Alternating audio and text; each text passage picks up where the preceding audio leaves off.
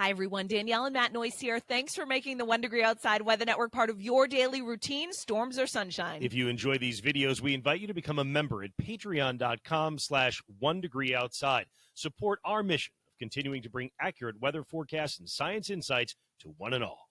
This 1 Degree Outside video is brought to you by CrackX Foundation Crack Repair and Waterproofing. 40 years of prompt and economical service to New England homeowners, builders, general contractors, home inspectors, management companies, architects, and engineers. Be sure to visit crackx.com and mention 1 Degree Outside when you make your appointment for an incredible discount.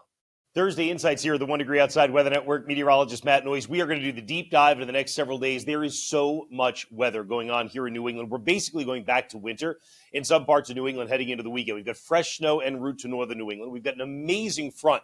A front being a difference in air. You hear about cold front, warm front, right? So this is going to be a front that starts out a warm front and stalls. We'll talk about that and the huge impact it has on your weekend, depending on where you are. Some freezing rain potential on Saturday that we want to look at. And by Monday, for most of us, the warmth wins out at least for a day. But let's go ahead and dive in and show you what's going on. Last 24 hours, most of the rain's been down in South Texas. There'll be more to come, which I'll show you in a minute. There has not been a lot of moisture across a lot of the rest of the country. You can see today's weather map. There is a storm coming into the northern Intermountain region. That's diving southeast. There's a cold front in the central Great Lakes. That's diving southeast and will come through us during the overnight tonight. We'll get to that in a moment. Generally, as we head out to the end of the week tomorrow, you can see here comes that storm, and there's the frontal boundary I was talking about. So you don't get into the big moisture that's down in South Texas with the flooding rains down there. Instead, you get this frontal boundary, this clash of air that kind of comes over us. And look at this. Heading into Saturday, it stalls out. And that means it turns increasingly messy as we head into the weekend as well. On the water vapor imagery, where you can see in white and green where the moisture is in the atmosphere, again, a lot of the deep stuff is down south. So it's not like this system carries a ton of moisture with it, but rather as it gets here and you get the clash in temperature, that can generate precipitation in and of itself. And that's why in the next 48 hours, you don't see a ton of precipitation, right? It starts to blossom a little bit out in the Midwest when you get across Indiana, but right here at home, it's fairly light at first. And then by Saturday, here's the clash of a huge chunk of 70s and 80s for daytime highs versus the cold that'll be holding on with temperatures running in the 20s and 30s across the North Country, New England. Let's dive into it and get to the details. So we go through the overnight tonight. I mentioned one cold front comes out of the Great Lakes. Here it comes. Snow showers tonight, fresh coating of snow, fresh 2 to 3 inches of snow in the summits when you get across northern New England. Southern New England, quick shower that comes after midnight tonight, gone by the time you wake up in the morning. And then you've got what is essentially a shot of cooler, drier air with a breeze that comes out of the west and west-northwest during the course of your Friday.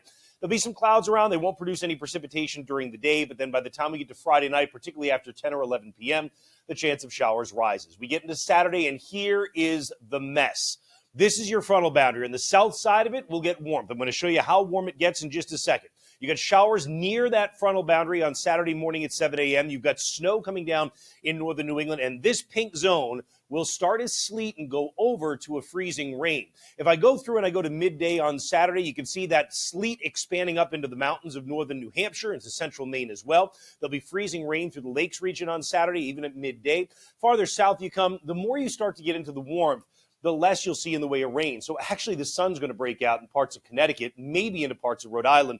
You're going to have showers kind of off and on in northern Mass down to about the Mass Pike, but they will break up as you go into the day Saturday, and that clash settles to the north for a little bit. You get into Saturday evening, what's happening? It's all starting to come south again. And in other words, the warmth is starting to lose as we get into Saturday evening. That cold that sets up the freezing rain in some of northern and central New England begins to push back.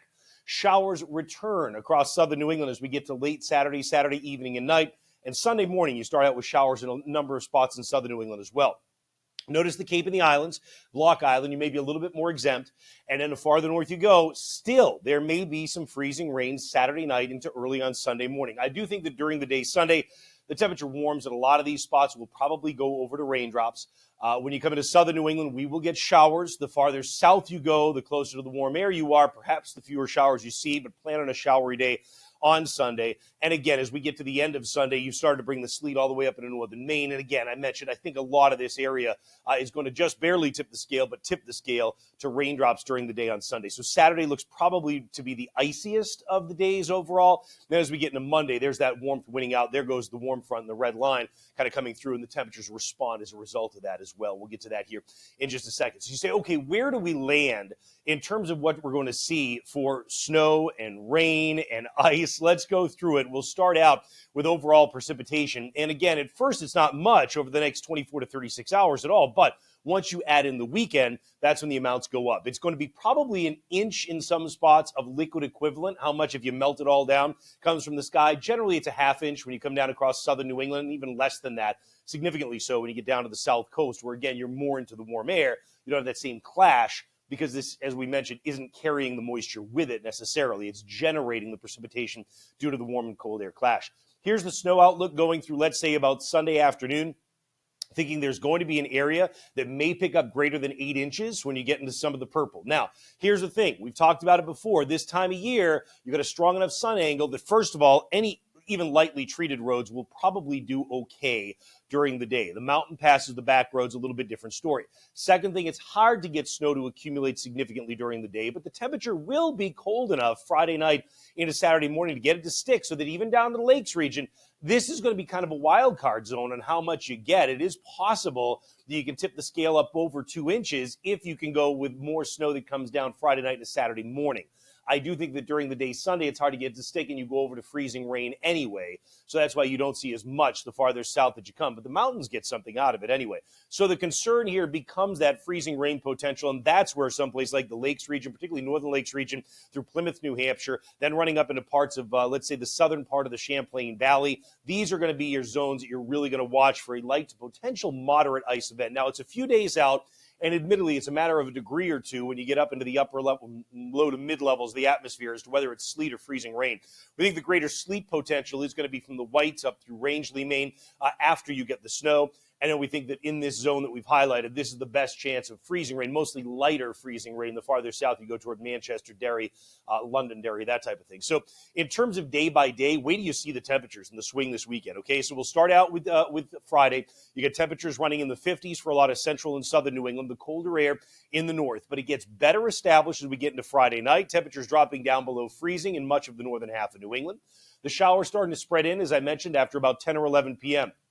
Here's that frontal boundary, that dividing line of air on Saturday. Wow, 73 in Hartford, 77 in Stamford, Connecticut, 41 in Boston, 38 in Lawrence, and running in the lower 30s when you get across northern New England, where, again, I'm concerned about a freezing rain issue during at least part, if not most of the day. So this is a tremendous difference. And there's a big difference in wind, too. A southwest wind in the warmth, a northeast wind where you've got the cool that holds on. Saturday night, we start to see that cold winning out. Remember, we had looked at things sinking southward again, right? So we're going to see the cold kind of flexing its muscle. We will probably need road treatment Saturday night across a lot of northern New England to prevent icing because obviously you lose the heating of the day as you get into the overnight, right? And then we get into Sunday, and you've got what will, at least I told you, be temperatures probably warm enough to tip the scale toward raindrops for much of northern New England.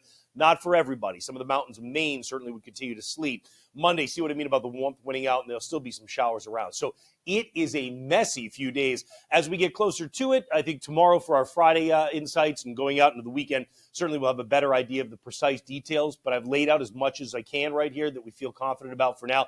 You can always check. This is going to be a big one this weekend for our app, because with the hourly forecast, you're going to want to stay on top of that, especially if you're going to be traveling anywhere around New England. So Noyes' 1 degree outside weather.